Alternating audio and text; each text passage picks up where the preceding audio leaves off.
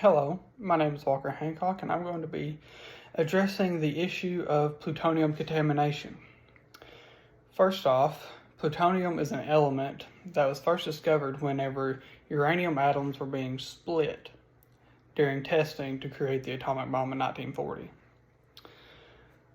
Some areas of contamination that are known are anywhere that there is a nuclear power plant, because if there's a nuclear power plant nearby, there is the potential for plutonium particles to be dispersed into the area around it. And certain areas that have known contamination are Chernobyl from the Chernobyl meltdown, Kursk, Russia, Bryansk, Russia, Minsk, Belarus, and the Protva River. With these contaminations, there are certain health concerns. The main one is being possible inhalation. And if you inhale plutonium, it can lead to lung tissue death. And the lungs play a very important role in your circulatory system. And so if there are plutonium particles in your lungs, then that can make its way into your bloodstream, your circulatory system, and it can spread throughout your body. And the main downstream effects are kidney cancer, bone cancer, liver cancer, and spleen cancer.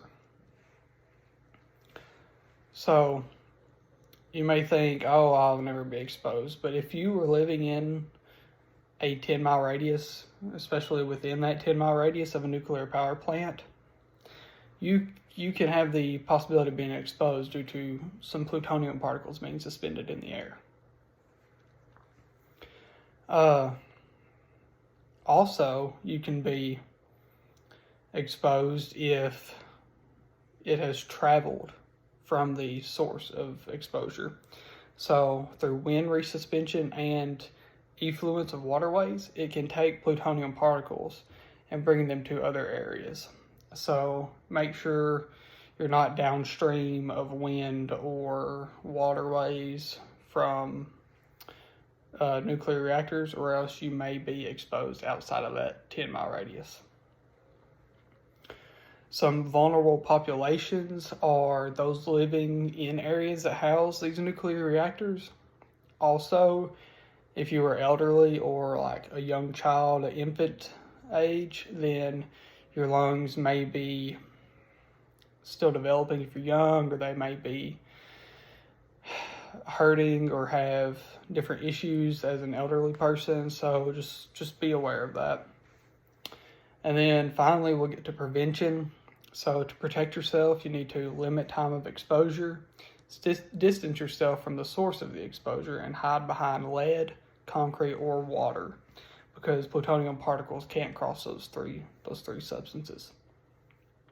And then if you are exposed, the faster you can get to the hospital, the better, because they can give you something called DTPA, which is a medication that can tightly bind plutonium particles in your body to decrease the time it takes for plutonium to leave the body, thus increasing the elimination of plutonium from your body.